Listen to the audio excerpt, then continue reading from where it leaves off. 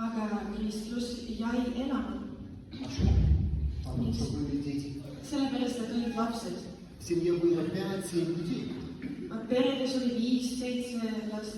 3-4 семьи – это уже около 20 человек детей. 3-4 perekonda, see on juba üle 20 Дети вырастают, lapsed kasvavad, женятся, siis выходят nad замуж, lähevad, у них рождаются дети. siis sünnivad uuesti lapsed, Они поют, siis nad laulavad, они играют на музыкальных инструментах, mängivad pillidega и они живут общиной все вместе. ja suhtlevad omavahel. У нас в церкви очень хорошая традиция. Koguduses on Дети, hea которые traditsioon, выросли kui в lapsed церкви, kasvanud kirikus, продолжают служить. siis nad teenivad edasi. Директор воскресной школы девочка, которую за руку водила мама в церкви. Pühapäevakooli direktor on tüdruk, keda ema tõi alles kirikusse.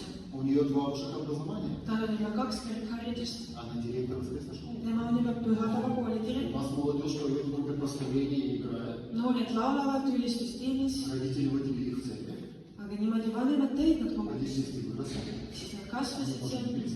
siis nad И abiellusid у них есть дети. ja nüüd neil on omad lapsed. Я из Крыма. Ma olen Krõmmist, Из города Евпатории.